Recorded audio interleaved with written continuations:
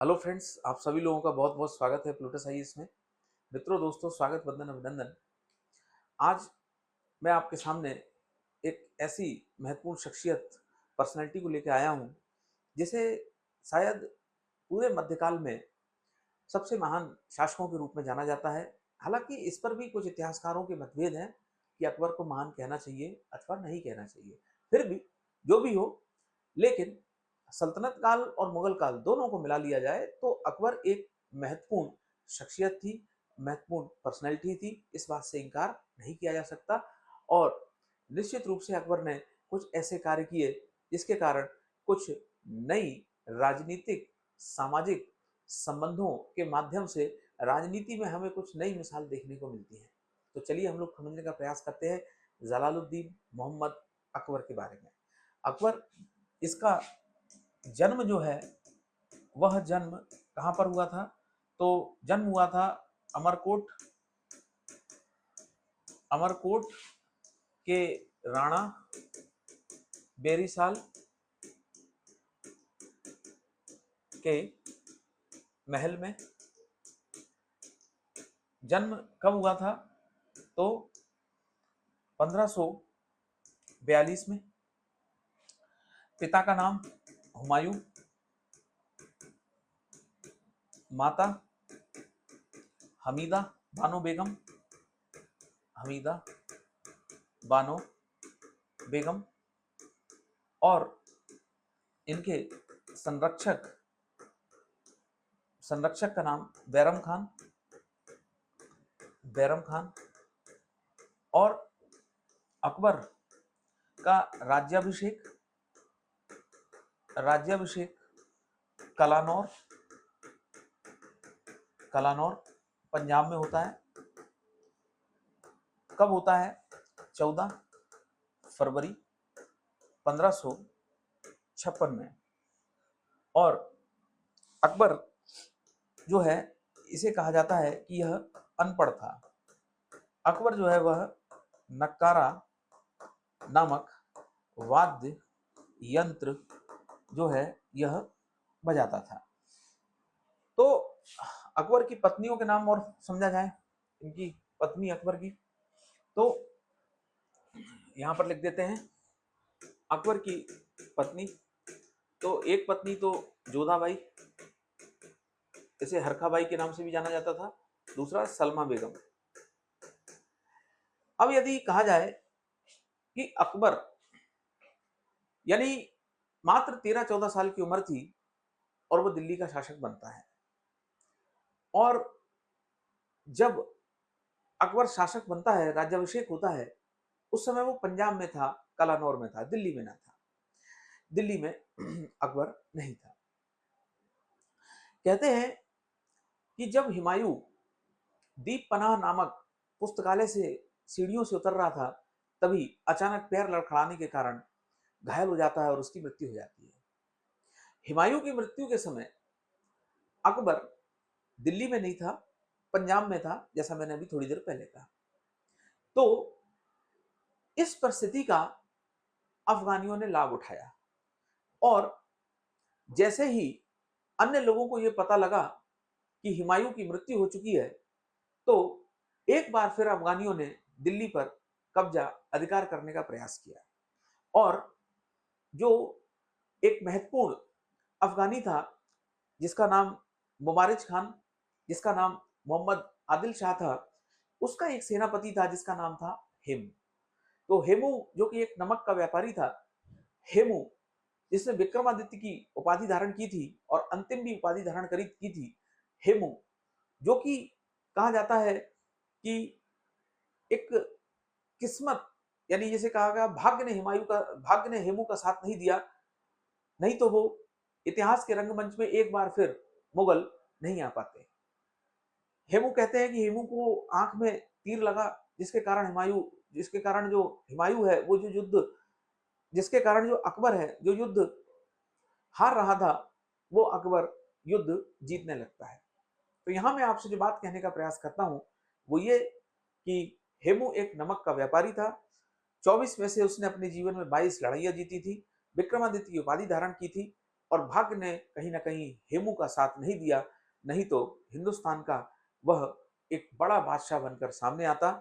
तो आखिरकार जब बैरम खान अकबर के साथ कलानौर पंजाब में था, उसी समय हुमायूं की मृत्यु हो जाती है दीप पनाह नामक भवन से सीढ़ियों से उतरते समय। हुमायूं की मृत्यु होती है तो दिल्ली में अफरा तफरी का माहौल बन जाता है, और इन परिस्थितियों का लाभ उठाने के लिए एक बार फिर जो है मोहम्मद आदिल शाह का जो सेनापति है हेमू, ये दिल्ली पर अधिकार करने के लिए आगे बढ़ता है।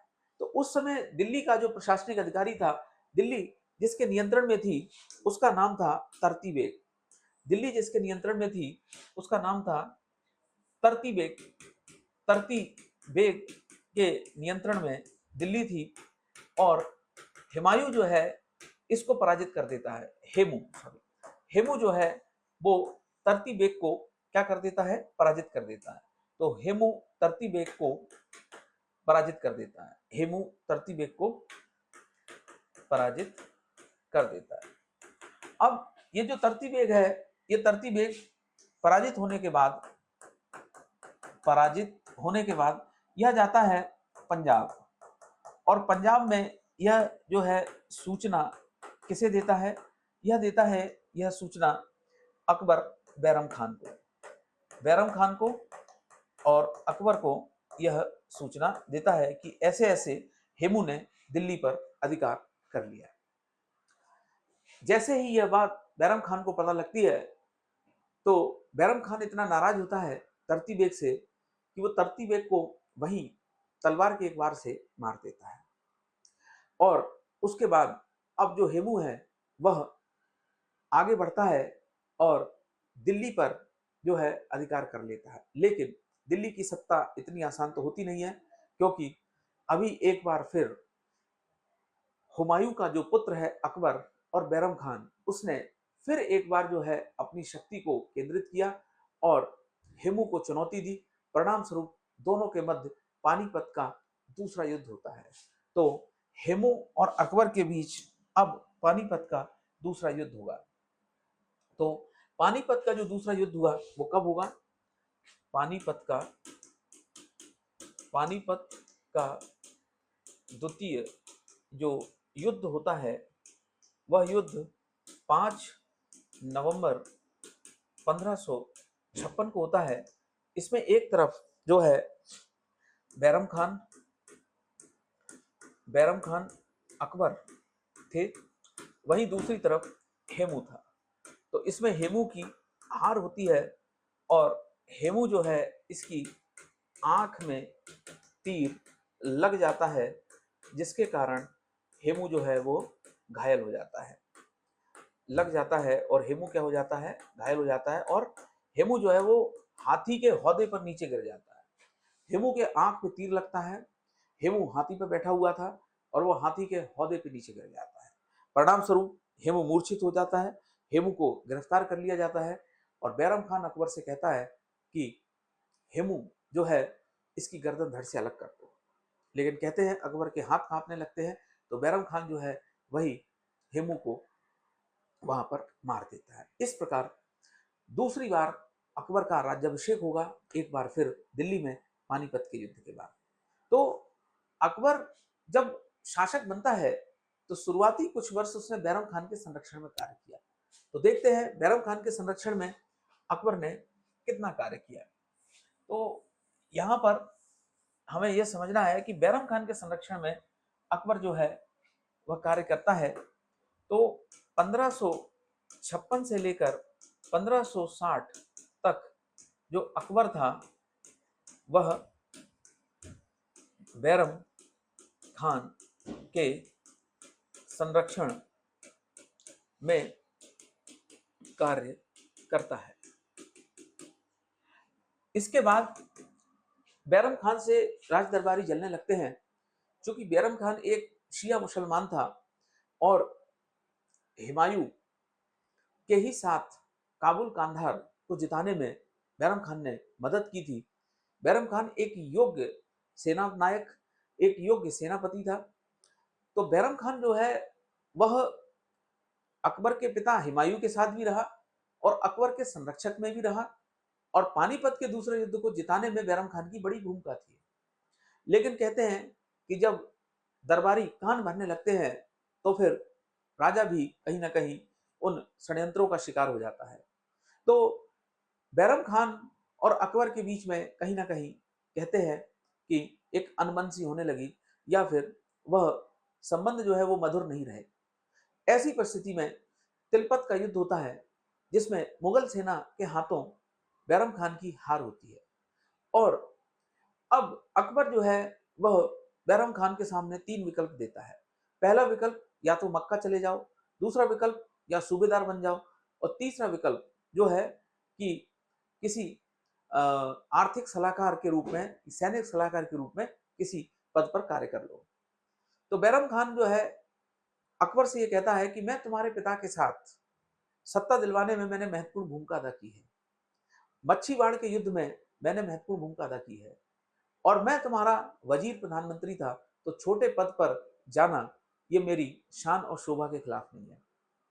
दूसरी बात कहता है कि जब मैं आपका इतना विश्वसनीय था और मुझे यदि मेरे मन में यदि गलत इच्छा होती तो मैं पानीपत के दूसरे युद्ध में ही, जब आपकी उम्र 13-14 साल थी, मैं तभी आपको मार सकता था और पूरी सत्ता अपने हाथ में ले सकता था। लेकिन मैं आपके पिता के प्रति जो मेरा एक कमिटमेंट था उसके नाते कहीं ना कहीं मैं जो है आपके पिता की जो स्वामी भक्ति है और जो इसे वफादारी कहते हैं उसके नाते कहीं ना कहीं मैंने अपने जीवन को समर्पित किया है इस राजमहल की ओर। लेकिन फिर भी आप मेरे ऊपर यदि संदेह करते हो तो मैं सब कुछ छोड़ के अब मक्का की यात्रा में जाता हूँ। तो बैरम खान जब मक्का की यात्रा में जा रहा था तो गुजरात के पाटन नामक स्थान पर मुबारक खान नामक व्यक्ति ने बैरम खान की चाकू से हत्या कर दी और कहते हैं कि मच्छीवाड़ के युद्ध में मुबारक खान के पिता की हत्या बैरम खान ने की थी, जिसका बदला लेने के लिए मुबारक खान ने बैरम खान की हत्या कर दी गुजरात के पाटन नामक स्थान पर। तो 1560 में बैरम खान की क्या हो जाती है, इसके बाद 1560 में मृत्यु हो जाती है बैरम खान की। तो बैरम खान की जो मृत्यु है वह 1560 में गुजरात के पाटन नामक स्थान पे मुबारक जो है खान नाम के व्यक्ति के द्वारा कर दी जाती है।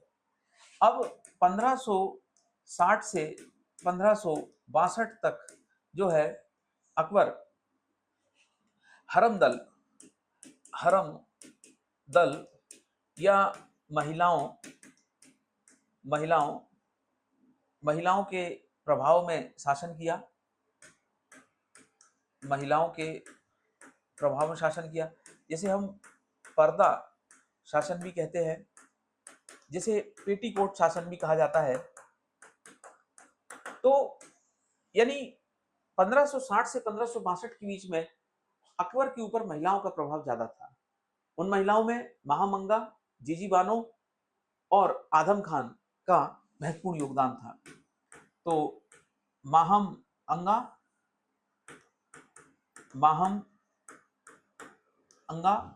जीजी बानो, आदम खान, ये लोगों का प्रभाव अकबर के ऊपर ज्यादा था। लेकिन धीरे धीरे अकबर को ये पता लगा कि कहीं ना कहीं मैं इनके हाथों की एक कठपुतली बन चुका हूं।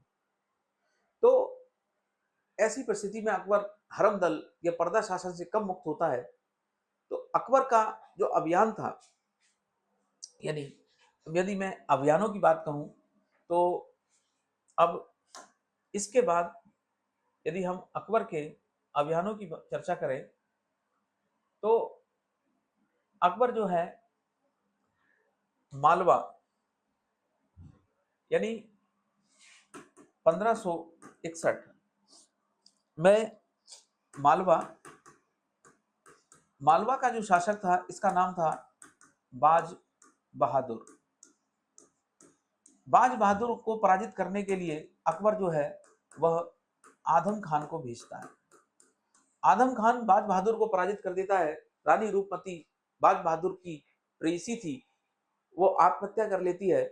लेकिन कहते हैं कि आदम खान ने जहां से ये जो कुछ भी धन लूटा वो राजमहल में वापस नहीं किया है, जिसके कारण अकबर नाराज होता है और आदम खान को चुनौती देता है, लेकिन आदम खान फिर षड्यंत्र करता है और एक स्थिति ऐसी आती है कि अकबर आदम खान को महल की छत से नीचे फेंक देता है, यानी उसे मार देता है। इसके अलावा अकबर के द्वारा चुनार चुनार जो है यहाँ पर आसफ खान को भेजा गया, आसफ खान को भेजा गया और आसफ खान चुनार के किले पर क्या कर लेता है, अधिकार कर लेता है। चुनार के किले पर अधिकार कर लेता है आसफ खान। इसके बाद 1562 इसमें जो है अकबर आमेर यात्रा होती है, आमेर यात्रा, और आमेर यात्रा में अकबर जो है जब आमेर की ओर जा रहा था तब उसमें भारमल भारमल आमेर का शासक था, भारमल। और भारमल जो है वो स्वेच्छा से अकबर की अधीनता स्वीकार कर लेता है, अकबर की अधीनता स्वीकार कर लेता है। और भारमल जो है वह अपनी पुत्री जोधाबाई यानी हरखाबाई से अकबर का विवाह कर देता है, जोधाबाई का विवाह अकबर के साथ हो जाता है। और भारमल का जो पुत्र था उसका नाम भगवान दास था, भगवान दास। भारमल का जो पोता था उसका नाम मानसिंह था, मानसिंह था। तो ये अकबर की राजपूत नीति, जिसमें हम 3 चरण पढ़ते हैं कि राजपूतों के साथ अकबर ने किस प्रकार के संबंध बनाए। राजपूतों के साथ नीति, राजपूतों के प्रति नीति के प्रति अकबर की नीति। पहला, विवाह के माध्यम से साम्राज्य का विस्तार करना। दूसरा, अधीनता स्वीकार करना, अधीनता। और तीसरा जो है युद्ध। तो ये राजपूतों के प्रति अकबर की नीति थी। इसके बाद 1564 में गोंडवाना पर अभियान होता है और गोंडवाना का यहाँ की जो शासिका थी उनका नाम था रानी दुर्गावती। और दुर्गावती अपने पुत्र वीर नारायण की संरक्षिका बनकर शासन कर रही थी।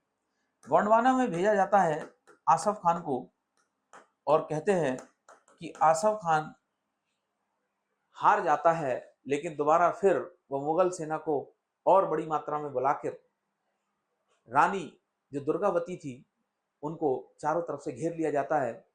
तो मान सम्मान की रक्षा के लिए रानी दुर्गावती अपने पेट पे कटार फूंक लेती हैं और प्राणों की आहुति दे देती हैं।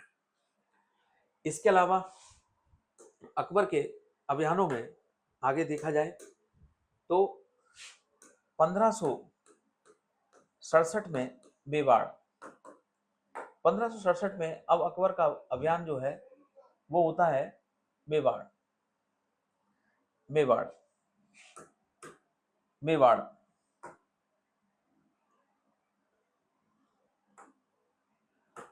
मेवाड़ मेवाड़ का शासक था उदय सिंह।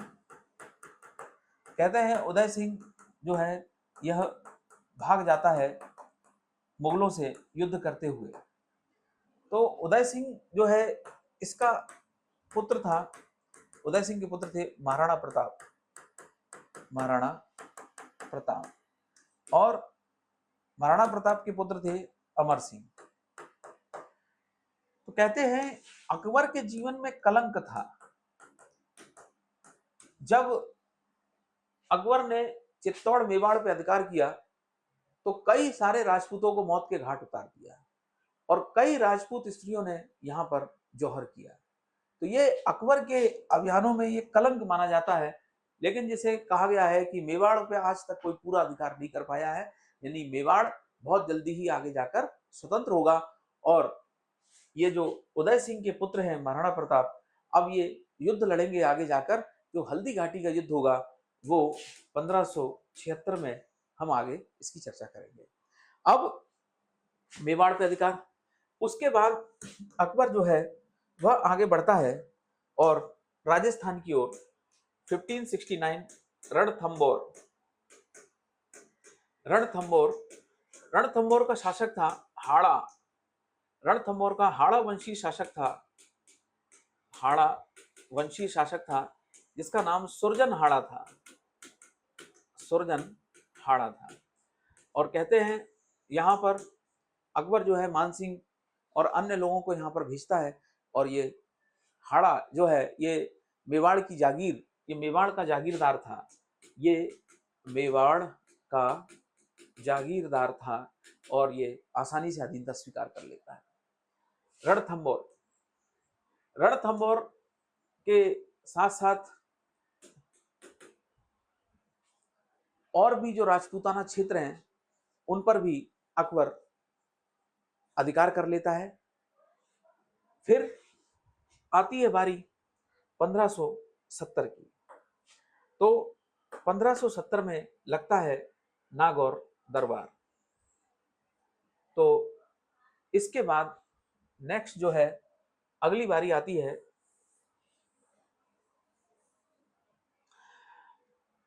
इसमें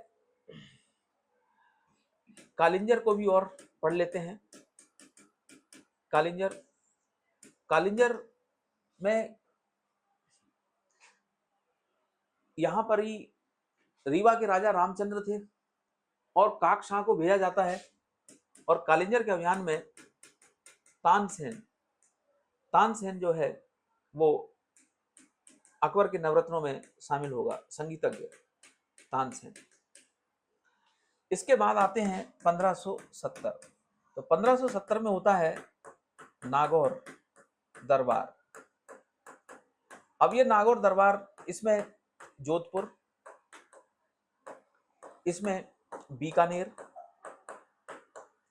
इसमें जैसलमेर। तो राव कल्याणमल, बीकानेर, हर राय, जोधपुर, यानी ये तीनों के जो शासक हैं जोधपुर, बीकानेर और जैसलमेर के, ये अकबर की अधीनता स्वीकार कर लेते हैं, अकबर की अधीनता स्वीकार कर लेते हैं, अकबर की अधीनता स्वीकार कर लेते हैं। उसके बाद नेक्स्ट 1570 के बाद अब आते हैं 1571, 1571। तो फतेहपुर सीकरी की स्थापना की जाती है, फतेहपुर सीकरी की स्थापना की जाती है और 1572-73 में गुजरात अभियान होता है और गुजरात अभियान में यहाँ का शासक था मिर्जा मुजफ्फर खान तृतीय। और कहते हैं इस इतिहासकार स्मिथ ने कहा है संसार का सबसे द्रुतगामी अभियान था, संसार का सबसे द्रुतगामी अभियान था और पहली बार यहीं पर अकबर ने समुद्र को देखा, समुद्र को देखा, अकबर ने समुद्र को देखा ट्रॉम्बे नामक स्थान पर गुजरात। और कहते हैं गुजरात जीतने के उपलक्ष्य में बुलंद दरवाजे का निर्माण कराया, कहते हैं गुजरात जीतने के उपलक्ष्य में बुलंद दरवाजे का निर्माण कराया। कहते हैं गुजरात में 2 अभियान हुए।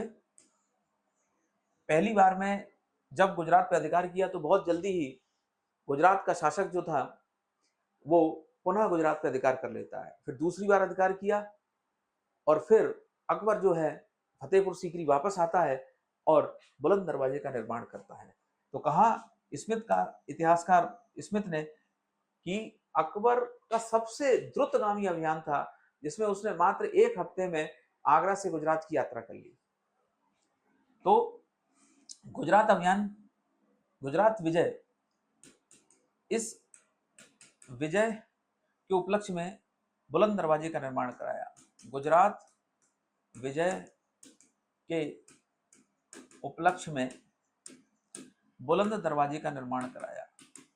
बुलंद दरवाजे का निर्माण कराया। फतेहपुर सीकरी में बुलंद दरवाजा स्थित है और इसकी जो ऊंचाई है 176 फीट है और ये फतेहपुर सीकरी में है। फतेहपुर सीकरी में। इसके बाद 1572-73 में गुजरात अभियान होता है।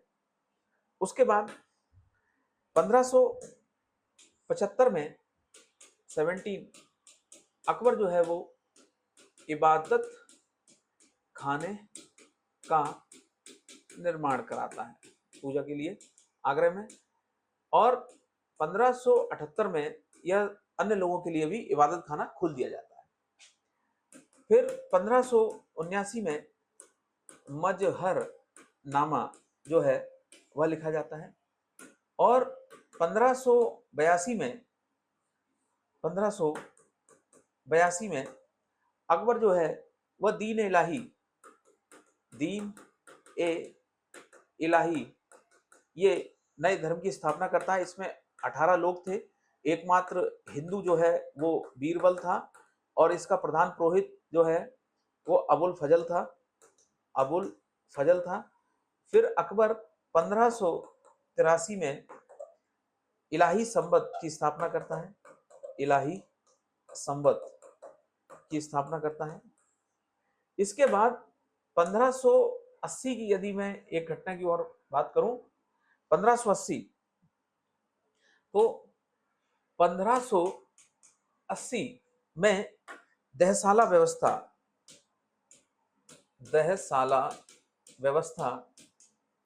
को लागू की जाती है। ये टोडरमल के द्वारा लाई गई थी। अब यदि मैं कहूं अकबर के अन्य अभियान तो काबुल, कश्मीर, सिंध, उड़ीसा, बलूचिस्तान, सिंध, उड़ीसा,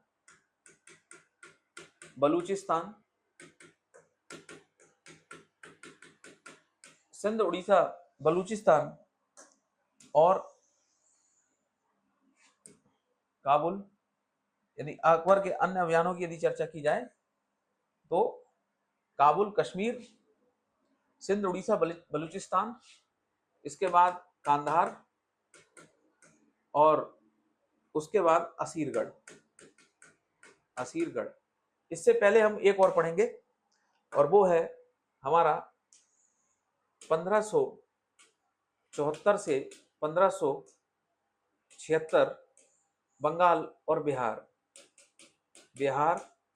और बंगाल। तो यहाँ का जो शासक था इसका नाम था सुलेमान किर्रानी और कहते हैं शेरशाह सूरी के बाद अफगानों ने बिहार और बंगाल पर अधिकार कर रखा था। वहां का शासक सुलेमान किर्रानी था, लेकिन उसके बाद के जो शासक हुए उन्होंने अकबर की अधीनता नहीं स्वीकार की और उसी में ही एक शासक हुआ जिसने टांडा को अपनी राजधानी बनाया। लेकिन अकबर ने पंजाब के सूबेदार, अकबर ने मान सिंह जैसे कई व्यक्तियों को भेजा, तब जाकर जो है बंगाल बिहार पे मुगलों का अधिकार हो पाया। ठीक है, तो इसके बाद काबुल जो है ये 1581, कश्मीर 1585, सिंध 1591, उड़ीसा 1592, बलूचिस्तान 1595, कांधार 1595, असीरगढ़ 1601। यह अकबर का अंतिम अभियान था। तो ये अकबर के कुछ बाद के अभियान। तो काबुल में जो शासक था अकबर का सौतेला भाई था। अकबर का सौतेला भाई था।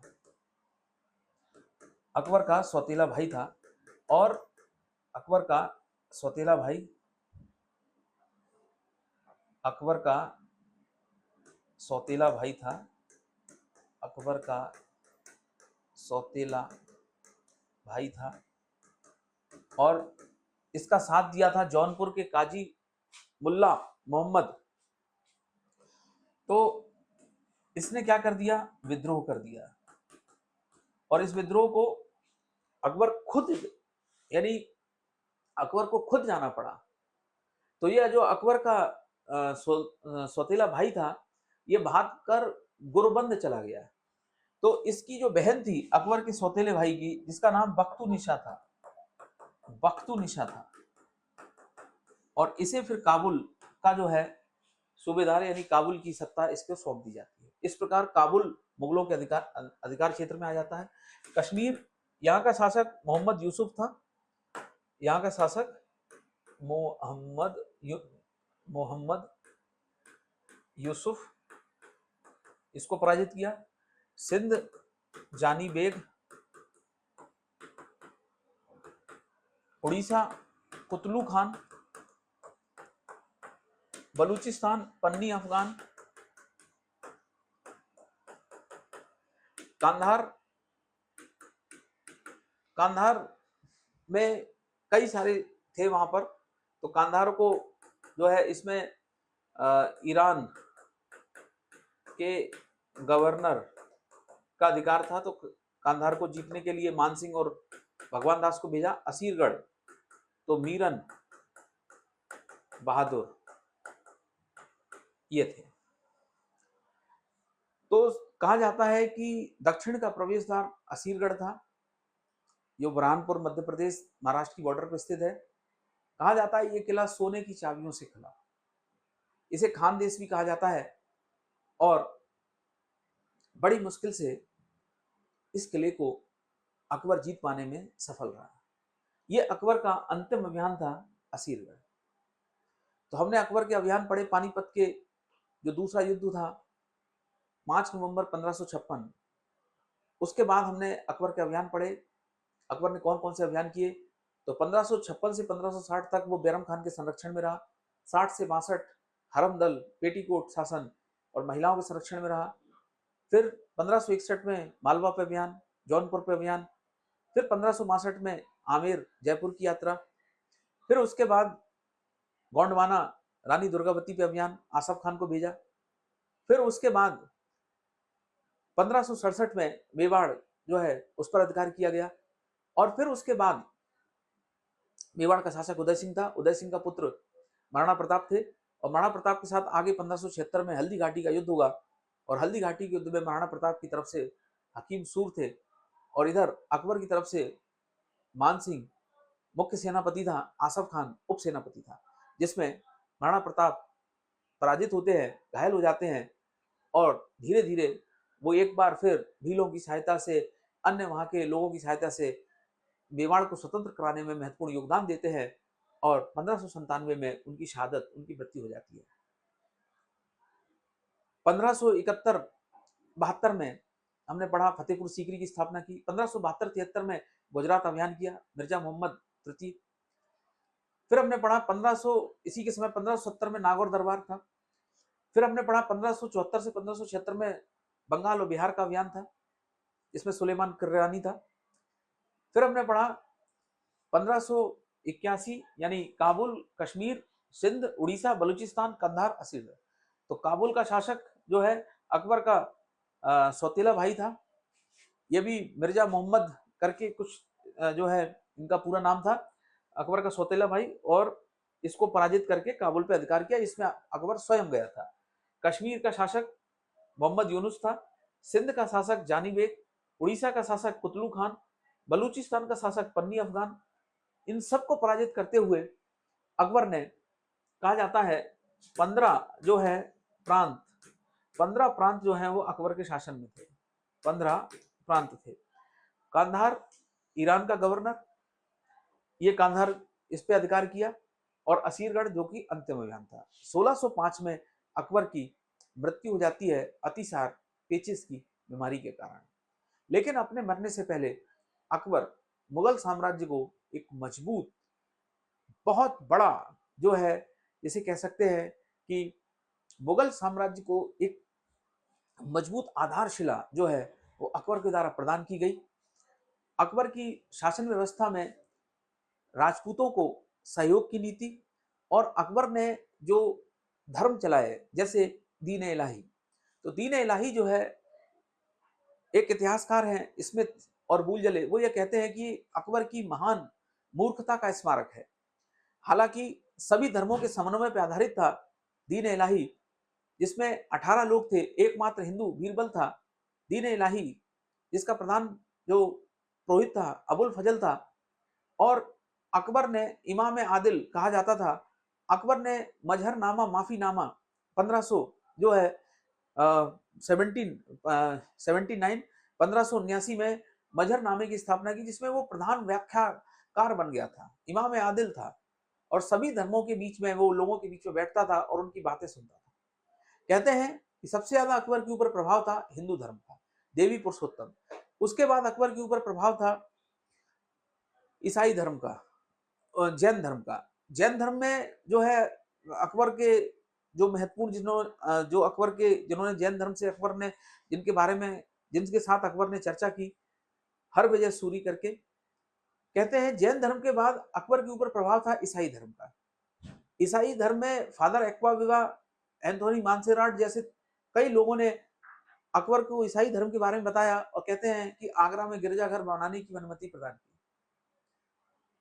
कहते हैं अकबर के ऊपर पारसी धर्म का भी प्रभाव था, और मेहरजी दस्तूरजी राणा जो गुजरात के नौसारी के रहने वाले थे, वहां पर अकबर ने उनको 200 बीघा जमीन दी, एक जागीर दी। तो मेहरजी दस्तूरजी राणा जो पारसी समुदाय से थे, उनके ऊपर भी अकबर का काफी प्रभाव था। कहते हैं कि अकबर ने पारसी समुदाय से प्रेरणा लेकर अपने राजमहल में 3 ज्योति जलाई, अग्नि को, प्रकाश को, सूर्य को, इन तीनों को मानते हुए। तो कहते हैं कि अकबर जो है वो सर्वधर्म समन्वय, समभाव और सामंजस्य की नीति को आगे बढ़ाने का प्रयास किया, लेकिन ये बहुत हद तक सफल नहीं हो पाई। फिर भी कहते हैं कि अकबर ने एक जो प्रयोग किया, तो प्रयोग का कहीं ना कहीं एक बड़े साम्राज्य को स्थापित कर पाने में ये बड़ी भूमिका रही, कि किस प्रकार उसने सभी धर्मों में समन्वय करने का प्रयास किया, राजपूतों को अपने साथ लेने का प्रयास किया, अन्य प्रकार से अपने साम्राज्य को मजबूत बनाने का प्रयास किया। इसके अलावा अकबर ने विधवा विवाह जो है इसको निषेध किया। इसके अलावा अकबर ने 1562 में अकबर ने दास प्रथा पर प्रतिबंध लगा दिया। 1562 में अकबर ने दास प्रथा पर, 1563 में अकबर ने तीर्थ यात्रा कर को समाप्त कर दिया। तीर्थ यात्रा 1564 में अकबर ने जजिया को समाप्त कर दिया। अकबर ने शहर के बाहर शैतानपुरी नामक वैश्यालय की स्थापना की, ताकि वो जो शहर है, समाज है, उसको सुरक्षित रखा जा सके। अकबर के द्वारा बाल विवाह पर रोक लगाई गई, विधवा विवाह को प्रोत्साहन दिया गया, शिशु हत्या को रोक लगाने का प्रयास किया गया, शैतानपुरी की स्थापना की। अकबर जो है वो चित्रकारी को पसंद करता। दसवंत बजवान जैसे तमाम चित्रकार जो है, दसवंत बसावन जैसे तमाम चित्रकार अकबर के दरबार में रहते थे। अकबर जो है उसके दरबार में नवरत्न रहते थे। इसमें एक महत्वपूर्ण नवरत्न थे अबुल फजल। जैसा मैंने कहा कि जो दीन इलाही है, इसमें महत्वपूर्ण पुरोहित अबुल फजल थे। इसके अलावा एक व्यक्ति थे जिनका नाम था अब्दुल रहीम खाने खाना, जो बैरम खान के पुत्र थे। यानी अब्दुल रहीम खाने खाना अकबर के नवरत्नों में से एक थे, और कहते हैं कि खाने खाना की उपाधि अकबर ने इनको प्रदान की। और अबुल फजल के द्वारा एक किताब लिखी गई जिसका नाम है अकबरनामा, और इसका तीसरा चैप्टर है आईने अकबरी। तो फैजी जो अकबर के राज कवि थे, इन्होंने भी आईने अकबरी और अकबरनामा को लिखने में महत्वपूर्ण योगदान दिया। इसके अलावा राजा टोडरमल जो दहसाला लगान व्यवस्था से संबंधित थे, पिछले 10 सालों का औसत लेकर लगान कैसे ली जाए, पोजल परती चाचर बंजर, खुद कास्त बही कास्त मुही कास्त। इसके अलावा मुल्ला दो प्याजा जो प्याज के शौकीन थे और बाग पटुता के लिए प्रसिद्ध थे। इसके अलावा हकीम हुक्काम जो रसोई घर को संभालते थे। इसके अलावा बीरबल जिनका नाम महेश दास था, और वो अपनी बीरबल और अकबर की कहानियां तो बहुत सारी प्रचलित है, जिसमें किस प्रकार बीरबल ने अपनी दिमागी कुशाग्रता की वजह से अकबर को बहुत ज्यादा प्रभावित किया। इसके अलावा तानसेन जिसको हम कभी नहीं भूल सकते, तानसेन जिनको कहा जाता है कि संगीतज्ञ महान, और इनको उपाधि अकबर ने दी कंठाभरण वाणी विलास। तानसेन जिन्होंने मियाँ की टोड़ी, मियाँ का मल्हार, राग दरबारी और मेघ मल्हार जैसी महत्वपूर्ण धुनों को इजाद किया, रागों को इजाद किया। और कहते हैं कि ये तानसेन में संगीत में वो शक्ति थी कि यह पानी को बरसा सकते थे मेघों से, और दिए से अग्नि को जला सकते थे। कहते हैं कि हरि मथुरा में जो है वृंदावन में इनके गुरु थे हरिदास। कहते हैं ये पहले रीवा के रामचंद्र राजा थे, रामचंद्र वहां से अकबर इनको लेके आए। कहते हैं पहले ये तोतली भाषा में बोलते थे, तो जो गुरु थे मथुरा के हरिदास, उन्होंने इनकी तोतली भाषा को सही किया। और मोहम्मद गौस जो है, कहीं ना कहीं उनका बड़ा योगदान रहा है। और तानसेन जिनका मूल नाम रामतनु पांडे था, इनका जन्म ग्वालियर बेहट में हुआ था। और मोहम्मद गौस का मकबरा, कहते हैं कि तानसेन की इच्छा ये थी कि मेरा जो मकबरा है, यानी मेरी जो समाधि है, वो अपने गुरु के बगल में होनी चाहिए। कहते हैं कि उनके मरने पर अगले दिन ही तानसेन मर गए थे, यानी उनके बीच में भी ये एक बात मानी जाती है। तो हमने फैजी के बारे में पढ़ा, हमने अबुल फजल के बारे में पढ़ा, हमने हकीम हुक्काम के बारे में पढ़ा, हमने टोडरमल के बारे में पढ़ा, हमने जो है शेख मुबारक जो कि इनके पिता थे, जिन्होंने मजहरनामा लिखा था, शेख मुबारक। अबुल फजल जिसकी हत्या वीर सिंह बुंदेला ने कर दी थी, अभी हमने थोड़ी देर पहले पढ़ा, जिसके कारण अकबर जहांगीर से बहुत नाराज हुए थे। और अबुल फजल मेन व्यक्ति थे दीन इलाही के, जिनके द्वारा ये महत्वपूर्ण योगदान। तो इसकी एक पूरी प्रक्रिया है दीन इलाही की, कि रविवार का दिन होता था, जो लोग इसमें शामिल होना चाहते थे वो अपनी पगड़ी बादशाह के सर पे रखते थे, बादशाह के पैरों पर रख देते थे, फिर बादशाह उनको उठाता था और वो पगड़ी उनके सर पे रखता था, और फिर एक नारा लगाया जाता था अल्लाहू अकबर, और फिर दूसरा एक नारा लगता था। यानी ये पूरी प्रक्रिया दीन इलाही में चलती थी। तो अकबर के नवरत्नों को हम लोगों ने पढ़ने का प्रयास किया।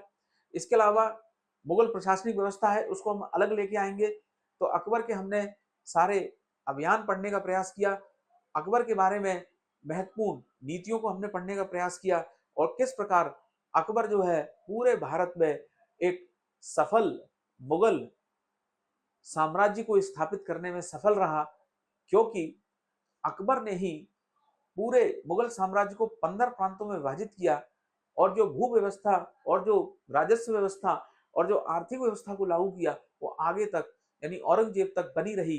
कहते हैं कि मुगल साम्राज्य को जो आधार और जो मजबूती प्रदान की, वो अकबर के द्वारा ही प्रदान की गई। तो आज के लिए इतना ही। ये हमने कुछ महत्वपूर्ण बातें पढ़ने का प्रयास किया। बहुत बहुत धन्यवाद। वंदे मातरम। भारत माता की जय।